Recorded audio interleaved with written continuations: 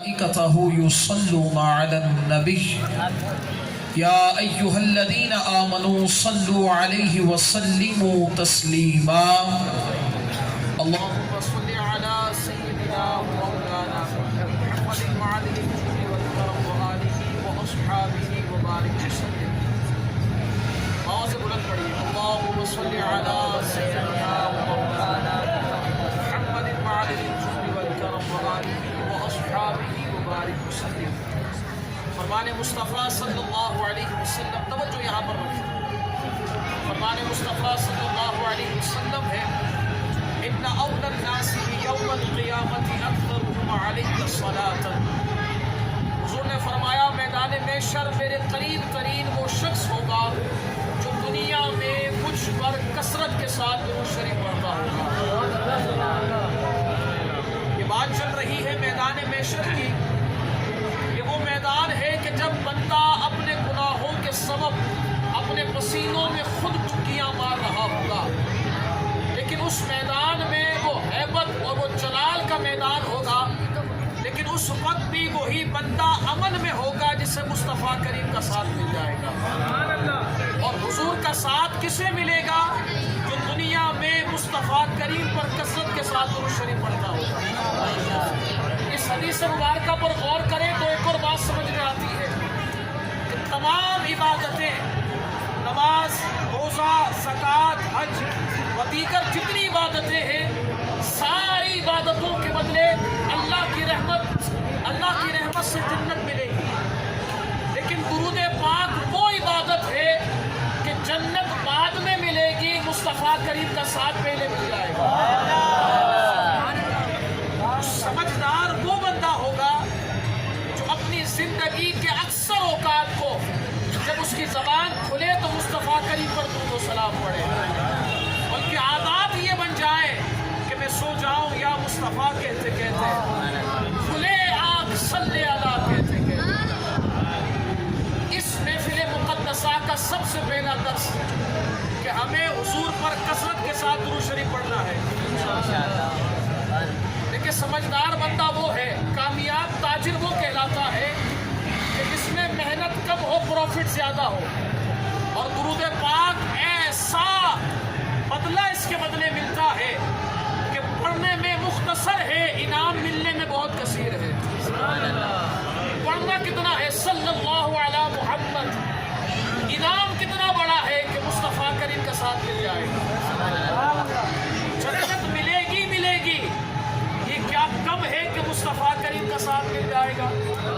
جسے ساتھ مصطفیٰ کریم کا مل جائے وہ جنت سے پہلے مزے میں ہوگا. جب اسے جنت مل جائے گی تو پھر کتنے مزے میں ہوگا. تو بڑے بابا سے بولے تو نیت کر کے پڑھے انشاءاللہ کثرت کے ساتھ حضور پر درود و سلام پڑھنا ہے. اب بڑے بابا سے بولے الصلاۃ والسلام علیک یا رسول اللہ، الصلاۃ والسلام علیک یا حبیب اللہ، الصلاۃ والسلام علیک یا خاتم النبیین وعلی آلک واصحابک یا رحمۃ للعالمین. مولاي صل وسلم دائما ابدا على حبيبك خير الخلق كلهم والحبيب الذي ترجى شفاعته بكل حول من الاحوال المقتهم. يا اكرم الخلق ما لمن الوذ به سواك عند حلول الحادث العمم. يا صديق يا عمر يا عثمان يا حيدر دفع شد الخيراور. يا شبير يا شبر لخمسة أطفي بها حر الوباء الحاطمة. المصطفى والمرتضى وابناهما والفاطمة. موت آدم بمنے بے سر و ساما مدد قبلہ دی مدد کعبہ ایمان مدد. گنج بخش فیض عالم مظہر نور خدا ناقصارا پیر کامل کاملارا رہنما. وہ جو نہ تھے تو کچھ نہ تھا، وہ جو نہ ہو تو کچھ نہ ہو. جان ہے وہ جہان کی، جان ہے تو جہان ہے. فخر ملت لائق صد احترام احمد رضا، فخر ملت لائق صد احترام احمد رضا، محتشم بالغ نظر عالی مقام احمد رضا، نام کی تاثیر سے مل جائے گا عشق رسول، نام کی تاثیر سے مل جائے گا عشق رسول، دیکھ لو رکھ کر کسی بچے کا نام احمد رضا، وادی رضا کی کوئے ہمالا رضا کا ہے، جس سمت دیکھئے وہ علاقہ رضا کا ہے۔ اللہ کی حمد و ثنا نبی کریم صلی اللہ علیہ وسلم کی بارگاہ مقدسہ میں ہدیہ درود و سلام پیش کرنے کے بعد گرامی قدر سامعین ذی وقار، السلام علیکم ورحمۃ اللہ وبرکاتہ۔ اللہ رب العزت کا یہ بہت بڑا کرم اور احسان ہے کہ رب تعالیٰ نے اس بابرکت محفل مقدسہ عرس مقدسہ میں حاضر ہو کر ذکر منقبت سننے کا موقع عطا فرما رہا ہے۔ اللہ رب العزت کی بارگاہ میں دعا ہے رب ذوالجلال آج کی اس بابرکت محفل سے خوب برکتیں حاصل کرنے کی توفیق عطا فرمائے۔ آپ تمام احباب کو مبارکباد پیش کروں گا اس عرس مقدسہ کی مبارک تقریب پر۔ اللہ تعالیٰ صاحب مزار کے عرس کے صدقے سے ہم سب کے تمام نیک اور جائز مرادوں کو پورا فرمائے۔ زندگی میں مصطفیٰ کریم علیہ السلام کی سنت کی اتباع، قبر میں مصطفیٰ کریم کے نور کا صدقہ، میدان محشر میں مصطفیٰ کریم علیہ السلام کی معیت، اور پھر پل صراط پر مصطفیٰ کریم کے پیچھے پیچھے جنت میں داخلہ عطا فرمائے۔ شکریہ ادا کروں گا خوبصورت ثنا خواہ میرے برادر محمد افضل قادری صاحب کے، جن کی دعوت پر اس مبارک محفل میں حاضری ہوئی۔ رب تعالیٰ ان کی آواز میں، ان کی علماء سے محبت میں، دین کی محبت میں، دین کی تبلیغ کے جذبے میں خوب برکتیں عطا فرمائے۔ صاحب مزار کے جو کمیٹی کے تمام ہی ارکان ہیں، مولا تمام کو دین دنیا کی خوب برکتیں عطا فرمائے۔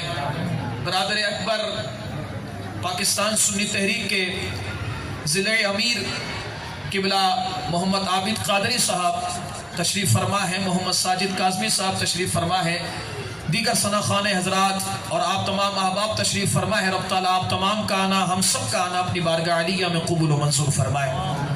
حضرات محترم توجہ رکھیے گا، چند باتیں آپ کے سامنے بیان کرنی ہیں اور مختصر وقت میں اپنی حاضری کو پیش کر کے اپنی گفتگو کو اختتام کی طرف لاؤں گا، اور میں کوشش یہی کرتا ہوں کہ اپنی گفتگو سے کچھ نہ کچھ درس دے سکوں، اور آج بھی یہی کوشش کروں گا کہ کچھ نہ کچھ وہ باتیں جو عقائد اور اعمال کے اعتبار سے ہم سب کے لیے ضروری ہیں وہ آپ کے سامنے بیان کر سکوں۔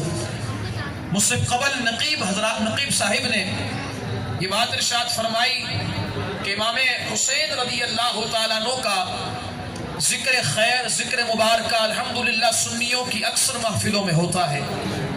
امام حسن مجتبی رضی اللہ تعالیٰ عنہ کا ذکر مبارک بہت کم جگہوں پر ہوتا ہے، لیکن میں یہاں پر بھی تحدیث نعمت کے لیے بات عرض کرتا چلوں کہ اسی مزار مقدسہ میں اسی مہینے میں پچھلی مرتبہ حاضری ہوئی تو بحمد اللہ تعالی حضرت امام حسن مجتبی رضی اللہ تعالیٰ عنہ کا ذکر یہیں پر ہوا تھا الحمدللہ، اور ہم الحمدللہ یہ کوشش یہی کرتے ہیں کہ جو بڑے ہیں ان بڑوں کا ذکر اپنی محفلوں میں کیا جائے، کیونکہ ہمیں اعلیٰ حضرت امام اہل سنت، امام عشق و محبت نے یہ بات سکھائی ہے کہ بندہ اپنے اوپر فخر نہ کرے، اسے فخر کرنا ہے تو یہ کہے کہ کیسے آقاؤں کا بندہ ہوں رضا، کیسے آقاؤں کا بندہ ہوں رضا، بول بالے میری سرکاروں کے ہیں۔ کس کی بات کی جائے؟ حضور کی بات کی جائے تو وہ سب سے افضل و اعلیٰ۔ صدیق اکبر رضی اللہ تعالیٰ عنہ کی بات کی جائے تو صحابہ میں سب سے افضل و اعلیٰ۔ فاروق اعظم، عثمان غنی، مولا مشکل کشا، شیر خدا رضی اللہ تعالیٰ عنہ کی بات کی جائے تو وہ امت میں افضل و اعلیٰ۔ کس کی بات کی جائے؟ اگر اگر اولیاء اللہ کی بات کی جائے تو ہمیں غوث اعظم ملے ہیں، غریب نواز ملے ہیں، داتا علی حجویری ملے ہیں. اسی لیے ہم یہ بات کہتے ہیں کہ کیسے آقاؤں کا بندہ ہو رضا، کیسے آقاؤں کا بندہ ہو رضا، بول والے میری سرکاروں کے ہیں.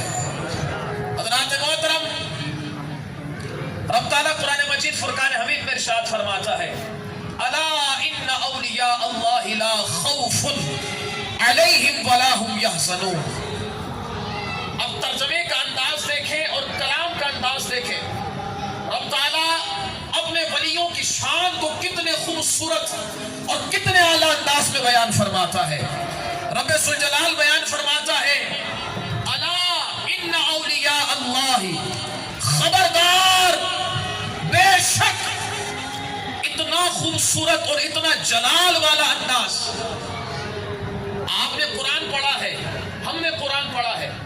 جب اسی قرآن میں رب تعالیٰ نماز کا ذکر فرماتا ہے تو فرماتا ہے وَأَقِيمُوا الصَّلَاةَ، نماز کو قائم کرو. جب زکوٰۃ کا ذکر فرماتا ہے تو فرماتا وَآتُوا الزَّکَاةَ، زکوٰۃ ادا کرو. حج کا ذکر فرماتا ہے تو فرماتا ہے حج ادا کرو. اتنی تاکید نہیں فرماتا ہے جیسی تاکید اپنے ولیوں کی شان و عظمت میں ذکر فرماتا ہے. وجہ کیا ہے؟ اتنی خصوصیت اور اتنی تاکید کی وجہ کیا ہے؟ علماء یہاں ایک بات ارشاد فرماتے ہیں. علماء فرماتے ہیں رب ذوالجلال عالم الغیوب والشہادہ ہے. جو ہو چکا، جو ہو رہا ہے، آئندہ جو ہوگا، رب سب جانتا ہے. اول سے جانتا ہے، اصل سے جانتا ہے. رب یہ بات جانتا تھا کہ مصطفیٰ کریم علیہ السلام کا بظاہر کلمہ پڑھنے والے کچھ لوگ ایسے بھی آئیں گے جو کلمہ تو پڑھیں گے لیکن نماز کا انکار نہیں کریں گے، روزے کا انکار نہیں کریں گے، حج کا انکار نہیں کریں گے، زکوٰۃ کا انکار نہیں کریں گے. لیکن ہاں جب ان کے سامنے ولیوں کا ذکر ہوگا تو ان کے چہرے بگڑ جائیں گے. جب ولیوں کی خصوصیات کا ذکر ہوگا ان کے چہرے کے تیور بدل جائیں گے. جب ولیوں کے مقام و مرتبے کا ذکر ہوگا تو ان کا انداز گفتگو بدل جائے گا.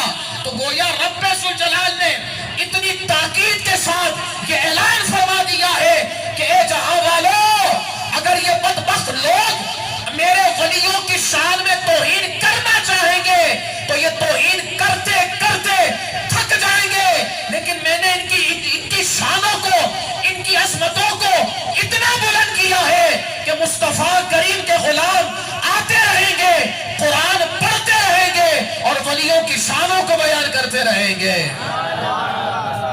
کہو نا ایک مرتبہ سب سبحان اللہ.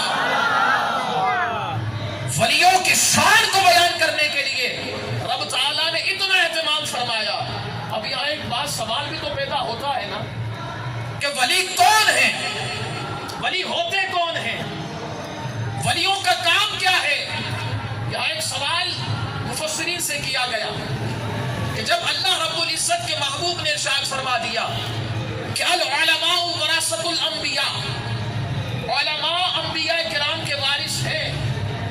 جب علماء انبیاء کرام کے وارث بن گئے تو پھر کیا ضرورت تھی ولیوں کی؟ پھر کیا ضرورت تھی ولیوں کی؟ کیوں رب نے پھر ولیوں کو بھیجا؟ جب عالم بن گئے، نبی کی وراثت مل گئی تو پھر ولی کیوں؟ یہ سوال مفسرین سے پوچھا گیا. اب مفسرین جواب کیا دیتے ہیں؟ مفسرین فرماتے ہیں کہ مصطفیٰ کریم علیہ السلام نے دو طرح سے لوگوں کو پاک فرمایا ہے، ایک ظاہر کو، ایک باطن کو. ظاہر کو پاک فرمانے والی وراثت علماء کو ملی ہے اور باطن کو پاک کرنے والی وراثت اللہ کے ولیوں کو ملی ہے. اسی لیے علماء کی محفل میں اگر کوئی ناپاک آتا ہے تو اسے ظاہری پاکی کیسے حاصل کرنی ہے یہ علماء کی مجلس سے پتا چلتا ہے. اور ولیوں کی محفل میں اگر چور آتا ہے اور ولی اس کے دل پر نظر ڈالتا ہے تو ولی کا نظر ڈالنا ہو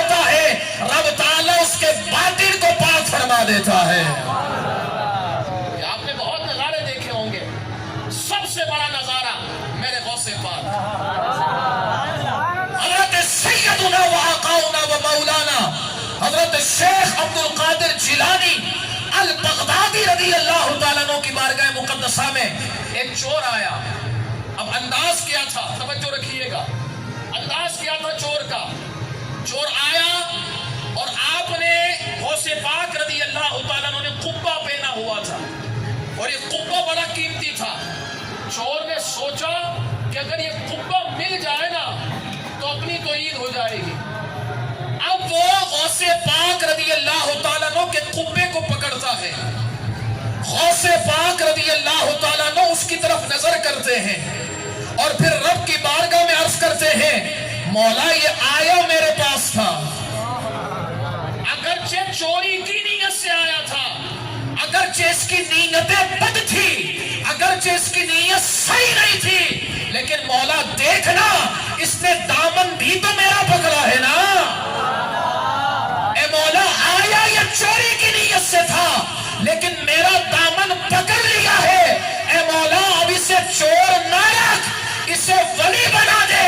تو رب تعالیٰ نے اس چور کو غوث پاک کی ایک نگاہ کے صدقے ولی بھی بنا دیا اور ایک شہر کا قطب بھی بنا دیا تھا. ولی کیوں ہوتا ہے؟ باطن کو پاک کرنے کی. یہاں ایک اور مثال دی جاتی ہے، نماز کیسے پڑھنی ہے، رکوع کیسے کرنا ہے، سجدہ کیسے کرنا ہے، یہ بتائیں گے عالم.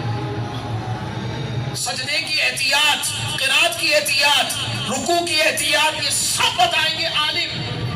لیکن نماز رب کی بارگاہ میں مقبول کیسے کرنی ہے یہ بتائیں گے اللہ کے ولی. اسی لیے اللہ کے ولیوں کے پیچھے جو نماز پڑھتے ہیں نا، کبھی کبھی تو منظر یہ ہوتا ہے کہ وہ پڑھتے ولی اللہ کی مسجد میں ہیں، لیکن جب آنکھیں کھول کر دیکھتے ہیں تو نظر سامنے خانہ کعبہ آتا ہے. یہ تو ولیوں کا مقام ہے، ولیوں کا درجہ ہے، ولیوں کی شان و عظمت ہے. ولیوں کی شان یہ ہے تو مولا علی کی شان کا عالم کیا ہوگا، صدیق اکبر کی شان کا عالم کیا ہوگا، حضور کی شان کا عالم کیا ہوگا. جب ان غلاموں کی شان یہ ہے تو پھر آقا کی شان کا عالم کیا ہوگا. حضرات محترم، ولی کی نشانی کیا ہے؟ ایک ہم نے نشانی بنائی. کیسے نشانی؟ بڑے بڑے بال ہوں گے، 10 انگوٹھیاں پہنی ہوں گی، گندا رہتا ہوگا، نماز پڑھتا نہیں ہوگا، عجیب عجیب باتیں کرتا ہوگا، عجیب انداز ہوگا اور اتنا میلا ہوگا کہ بیوی بھی قریب نہیں آئے.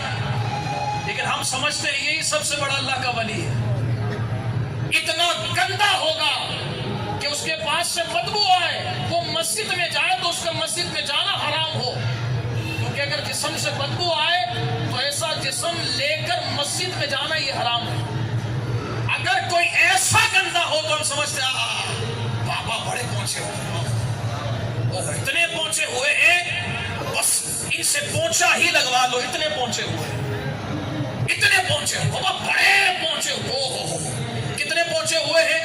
بابا نماز مدینے میں پڑھتے سائیں، مکے میں نماز پڑھتے، بغداد میں نماز پڑھتے، اجمیر میں نماز پڑھتے. میرے جیسا بندہ ہو تو پوچھے اچھا جی نماز وہاں پڑھتے ہیں تو کھانا کہاں پر کھاتے ہیں؟ حضرت کھانا تو مریدوں کے گھر پر کھاتے ہیں.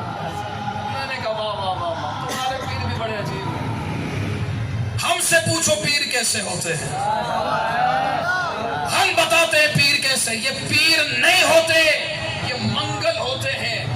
پیر دیکھنا ہو تو دیکھو، سالوں سال بھوکے رہتے ہیں لیکن مسجد کی پہلی صف میں آ کر با جماعت نماز ادا کرتے ہیں.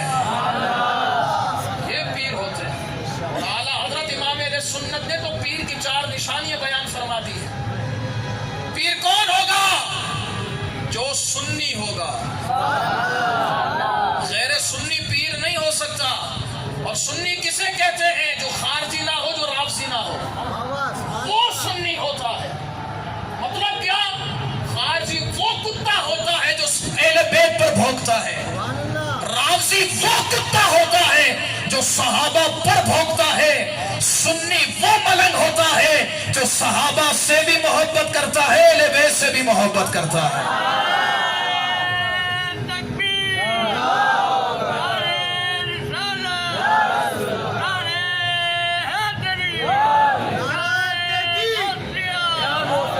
جو ایسا کتا ہو اس کے لیے امیر المجاہدین نے ایک ہی جملہ فرمایا تھا، اور دھر دھر کتیا، یہی جملہ ان کے لیے کافی ہے. جو کسی پر بھوکے ہم اسے کہتے ہیں اس کتے کی ہماری مجلس میں جگہ نہیں. الحمدللہ ہم اعلیٰ حضرت کے ماننے والے ہیں، اور اعلیٰ حضرت علیہ الرحمہ نے ہمیں غیرت ایمان سکھایا ہے. کیا مطلب یہ ہے کہ اگر میری ماں کو کوئی گالی دے نا، میں اسے برابر میں نہ دوں، مجھ سے سلام کرے سلام کا جواب نہ دوں، مجھ سے بات کرنا چاہے اس کے منہ نہ لگوں، میرے سامنے ہے اس سے چہرہ پھیر لوں. کیوں؟ میری ماں کو گالی دی، میرے دل میں میری ماں کی غیرت ہے، اس لیے میں اس سے بات نہیں کروں گا. اعلیٰ حضرت علیہ الرحمہ نے یہ غیرت مصطفیٰ کریم اور ان کے صحابہ اور اہل بیت کے لیے سکھائی ہے. اعلیٰ حضرت علیہ الرحمہ کی آخری وصیت کیا وصیت تھی؟ اعلیٰ حضرت علیہ الرحمہ کی وصیت یہ تھی کہ اے مصطفیٰ کریم کی بھولی بھالی بھیڑو، یہ ہم سے مخاطب ہے، تمہیں جو جس طرف لے کر جاتا ہے تم وہاں چل پڑتے ہو، غور کرنا کہ تمہیں لے جانے والا کیسا ہے. پھر فرماتے ہیں دیکھو نا، اگر کوئی مصطفیٰ کریم کا گستاخ ہو، صحابہ کا گستاخ ہو، اہل بیت کا گستاخ ہو، اور پھر وہ تمہارا اپنا ہو، تمہارا باپ ہو، تمہارا بھائی ہو، تمہاری بہن ہو، تمہاری ماں کیوں نہ ہو، لیکن اگر وہ مصطفیٰ کریم صحابہ اور اہل بیت کی نہ ہو تو اسے اپنے اندر سے ایسے نکال دو، جیسے ایسے نکال کر پھینک دو جیسے تم کھانے سے مکھی کو نکال کر پھینک دیتے ہو. یہ غیرت ہمیں اعلیٰ حضرت علیہ الرحمہ نے سکھائی، یہ غیرت ایمانی ہمیں اعلیٰ حضرت علیہ الرحمہ نے دی ہے، اور الحمدللہ اسی لیے ہم اعلیٰ حضرت علیہ الرحمہ کو اپنا امام مانتے ہیں. محدث سورتی رحمت اللہ تعالی علیہ سے ان کے مرید نے پوچھا، محدث کچھوچی ان کے شاگرد نے ان سے عرض کی، حضور آپ کے مرشد تو قبلہ فضل الرحمن گنج مرادی رحمت اللہ تعالی علیہ، وہ آج والا فضل الرحمن نہیں، فضل الرحمن گنج مراد آبادی رحمت اللہ تعالی علیہ، یہ اللہ کے ولی ہیں. اب عرض کی محدث کچھوچی رحمت اللہ تعالی علیہ نے، حضور آپ کے مرشد تو محدث سورتی علیہ الرحمہ سے، حضور آپ کے مرشد تو شیخ فضل الرحمن گنج مراد آبادی رحمت اللہ تعالی علیہ ہیں، لیکن حضور آپ کی زبان مبارک سے کبھی آپ کے پیر کا نام نہیں سنا ہے، لیکن جب بھی سنا ہے تو آپ کو رضا رضا کرتے سنا ہے. حضور وجہ کیا ہے؟ فرماتے ہیں وجہ یہ ہے کہ میں الحمدللہ خاندانی مسلمان ہوں، میری ماں مسلمان، میرا باپ مسلمان، میرا بھائی مسلمان، اسی ناطے سے میرے گھر والوں نے مجھے مرید ان کا بنایا ہے. لیکن خدا کی قسم جب سے اعلیٰ حضرت کے دربار میں بیٹھا ہوں، ان کی مجلس کو اختیار کیا ہے، ایمان کی حلاوت کہتے کسے ہیں مجھے دربار اعلیٰ حضرت سے پتا چلا ہے. اعلیٰ حضرت علیہ الرحمہ نے ہمیں ایمان سکھایا ہے، ایمان بتایا ہے، ایمان کی غیرت سکھائی ہے، بے غیرت نہیں بنایا ہے کہ ہر کسی کو اپنے پاس بیٹھا ہے. کیوں؟ اپنا یار ہے، اپنا دوست ہے. اور بابا جب وہ مصطفیٰ کریم کا نہ ہو سکا، جب وہ صحابہ کا نہ ہو سکا، جب وہ اہل بیت کا نہ ہو سکا، ہمارا کیسے ہو سکتا؟ اعلیٰ حضرت علیہ الرحمہ کی بارگاہ میں نواب حامد علی، نواب نام سے پتہ چلتا ہے نواب تھا.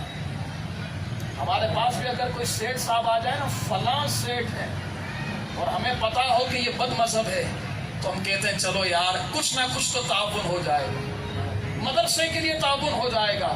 لیکن جس نے ہمیں ایمان کی حلاوت اور ایمان کی غیرت سکھائی ہے نا، اس اعلیٰ حضرت کی بارگاہ میں نواب حامد علی نے خط لکھ کر بھیجا، عرض کی حضور آپ ہمارے علاقے میں تشریف لاتے ہیں، لیکن قبلہ کبھی موقع عطا فرمائے نا، ہمارے گھر پر آ جائے، ہم آپ کی زیارت کر لیں، آپ کی خدمت کر لیں۔ اگر حضور آپ تشریف نہیں لا سکتے تو ہمیں اجازت دیں کہ ہم آپ کی بارگاہ میں آ جائیں۔ اب یہ آیا ہے اعلیٰ حضرت علیہ رحمہ کی بارگاہ میں خط۔ یہ بندہ کون تھا یہ سنیے گا۔ یہ بندہ تھا رافضیوں سے محبت کرنے والا۔ سنیوں میں ربیع الاول میں سنی اور محرم میں یہ وہ والا بندہ تھا۔ یہ وہ والا بندہ تھا کہ ان کے تعزیوں میں بڑی معاونت کرنے والا، ان کے جلوس جلسے میں بڑی معاونت کرنے والا، ان سے محبت پیار کا اظہار کرنے والا، یہ وہ بندہ تھا۔ نواب حامد علی نے خط لکھ کر بھیجا اعلیٰ حضرت کو، حضور ملاقات کر لیں، آ جائیں یا ہمیں بلا لیں۔ اعلیٰ حضرت علیہ رحمہ نے ریٹن میں خط لکھا، جملہ سنیے گا اعلیٰ حضرت کا۔ اعلیٰ حضرت علیہ رحمہ فرماتے ہیں، بندے میں نے سنا ہے کہ تو صحابہ پر بھونکنے والوں کو ساتھ رکھتا ہے، ان سے محبت کرتا ہے، ان کے جلوسوں میں تعاون اور ان سے لگاؤ رکھتا ہے۔ سن، احمد رضا کا مزاج ہے، احمد رضا ایسے بندوں کو نہ دیکھنا پسند کرتا ہے نہ اپنا چہرہ دکھانا پسند کرتا ہے۔ یہ الحمدللہ مزاج ہمیں اعلیٰ حضرت نے دیا ہے، اور یہی مزاج وہ مزاج ہے کہ جس مزاج کے ماننے والے کو مسلک اعلیٰ حضرت والا کہا جاتا ہے۔ مسلک اعلیٰ حضرت یہ نہ سمجھا جائے کہ نیا مسلک ہے، مسلک اعلیٰ حضرت اہل سنت کی خیرت کا مرکز ہے۔ حضرات محترم، اللہ کے ولیوں کی شان و عظمت کو بس ایک جملے میں بیان کر کے اپنی گفتگو ختم کرتا ہوں۔ ولیوں کا مقام و مرتبہ کیا ہے، ہمیں کیا ساتھ ملے گا، ہمیں کیا فائدہ ہوگا؟ سوال ہوتا ہے نا، اگر ہم آپ کے ساتھ مل جائیں، رک جائیں، ہمارا تعلق آپ کے ساتھ ہو جائے تو پھر کیا ساتھ ملے گا، ہمیں کیا فائدہ ملے گا؟ ولیوں کی صحبت بھی کیا فائدہ دے گی، یہ سوال ہوتا ہے۔ اب سنیے گا، حضرت سیدنا رابعہ بصریہ رحمت اللہ تعالی علیہا، نام آپ نے سنا ہوگا۔ رابعہ بصریہ رحمت اللہ تعالی علیہا یہ اللہ کی ولیہ ہے۔ آپ کے گھر میں ایک چور آیا، اس چور نے آپ کے گھر میں تلاش کرنا شروع کیا، آپ کے گھر سے کچھ نہ ملا۔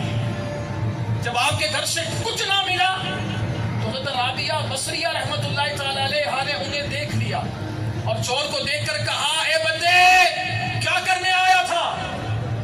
عرض کی، اے اللہ کی ولیہ کچھ لینے آیا تھا۔ کہا کچھ ملا؟ کہا نہیں۔ کہا اگر تم میرے گھر پر آئے اور تجھے کچھ نہ ملے تو پھر رابعہ بصری کہنے کا فائدہ کیا ہے؟ کہا آیا ہے تو دوں گی بھی۔ کیا دے گی؟ کہا ایک کام کر، جس سے میں مانگتی ہوں تو بھی اس سے لو لگا لے۔ اب رابعہ بصریہ رحمت اللہ تعالی علیہا نے فرمایا، جاؤ جا کر اس کمرے میں 2 رکعت نفل ادا کرو، اور 2 رکعت نفل ادا کرنے کے بعد رب کی بارگاہ سے مانگو، وہ کچھ ملے گا کہ کسی کے آگے جھولی نہیں پھیلائے گا۔ اب اس نے کمرے میں جا کر 2 رکعت نفل کی نیت باندھی، اس نے وہاں نیت باندھی، یہاں رابعہ بصریہ رحمت اللہ تعالی علیہا نے رب کی بارگاہ میں ہاتھوں کو بلند کیا، عرض کی، مولا یہ میرے دربار میں کچھ لینے کے لیے آیا تھا لیکن اسے دنیا کا کچھ تو نہ ملا، لیکن مولا میں نے تیری بارگاہ میں اس کی لو لگا دی ہے، اب تو جان اور یہ جان، لیکن مولا عرض یہ ہے کہ اپنے دربار سے اس کی جھولی کو خالی نہیں لوٹانا۔ اب یہاں پر یہ منظر، اب وہ سجدے میں لگا ہوا ہے، پڑھنے 2 رکعت گیا تھا لیکن اس کے سجدے میں اتنا طول ہوا کہ وہ ایک ہی سجدہ کیا تھا کہ فجر کی اذان ہونا شروع ہو گئی۔ اس نے سجدے سے سر اٹھایا، دعا مانگی، دعا مانگنے کے بعد جب وہ حضرت رابعہ بصریہ رحمت اللہ تعالی علیہ کی بارگاہ میں آیا نا تو حضرت رابعہ بصریہ رحمت اللہ تعالی علیہ نے فرمایا کہ اے بندے بتا کچھ ملا؟ کچھ ملا یا ابھی تک خالی ہے؟ کہا آپ کے دربار سے دنیا لینے آیا تھا لیکن خدا کی قسم آپ کے دربار سے وہ مل گیا ہے سے دنیا نکل گئی ہے، رب کی محبت داخل ہو گئی ہے۔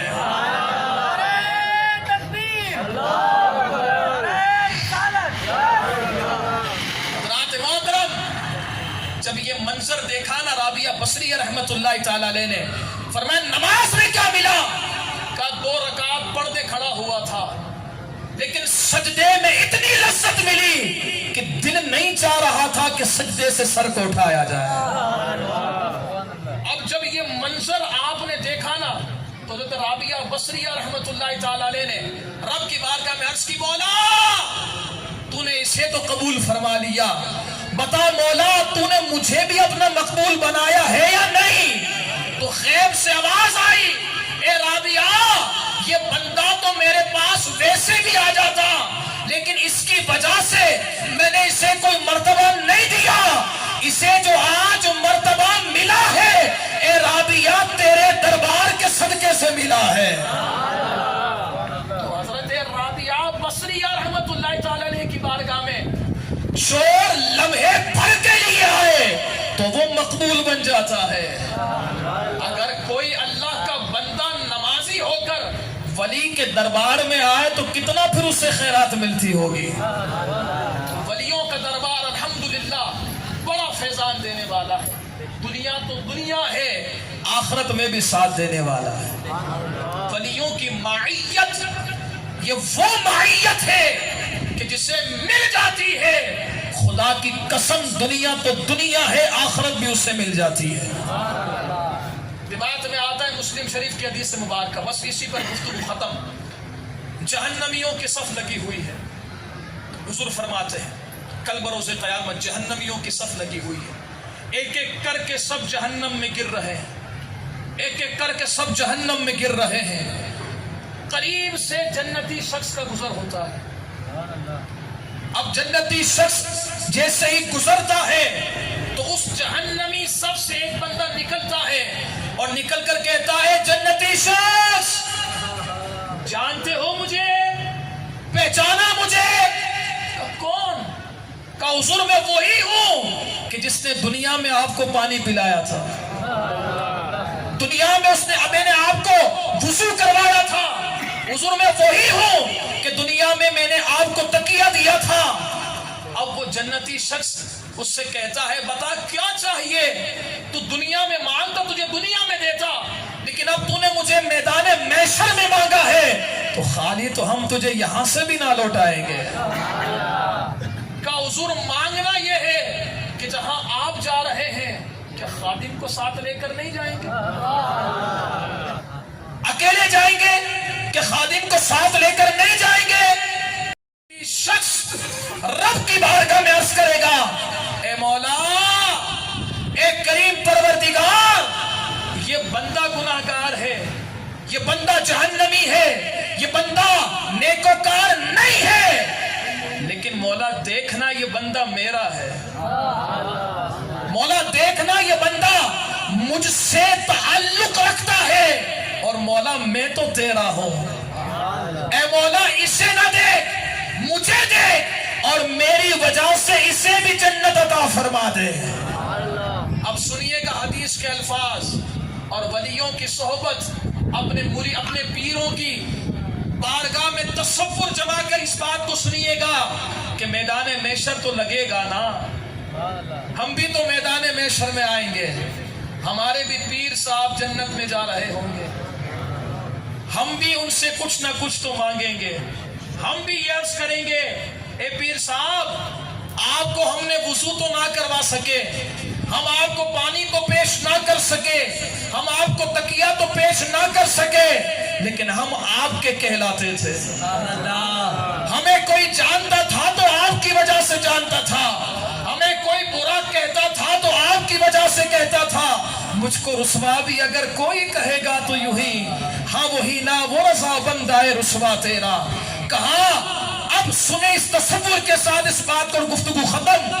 مصطفیٰ کریم علیہ السلام کا فرمان کا خلاصہ ہے کہ وہ جنتی شخص رب کی بارگاہ میں عرض کرے گا اے مولا میری وجہ سے اسے بھی جنت میں داخل فرما دے۔ اب رب تعالیٰ فرمائے گا اے جنتی شخص پکڑ اس کا ہاتھ، تو بھی جنت اللہ جنت میں لے جائے. نعرہ تکبیر، بس نعرہ رسالت، نعرہ حیدری، نعرہ تحقیق، نعرہ غوثیہ. یا غوث اعظم. علماء اہل سنت ہر صحابی نبی جنتی. حضرات محترم، بس اپنے مرشدوں اور کامل مرشدوں وہ 4 شرائط کون کون سی ہیں؟ سنی ہو، فاسی کے معلم نہ ہو، صاحب سلسلہ ہو. یہ چیزیں اس کے اندر موجود ہوں تو پھر آنکھ بند کر کے اس کے حوالے ہو جاؤ. اگر ان میں سے کوئی بھی شرط نہ ہو تو اسے کہیں اور جانے دو، کیونکہ وہ کہیں اور کا مسافر ہے. جو اس طرف کا مسافر ہے ہو سکتا ہے وہ اس طرف جائے، لیکن ہم اس طرف کے مسافر نہیں، ہم مدینے کے مسافر ہیں. جو سچا ہو اس کے ساتھ جڑ جاؤ، دنیا بھی اچھی ہے، آخرت بھی اچھی ہے. اللہ تعالی ہم سب کی حاضری کو اپنی بارگاہ عالیہ میں قبول و منظور فرمائے. وآخر دعوانا الحمدللہ. سبحان اللہ.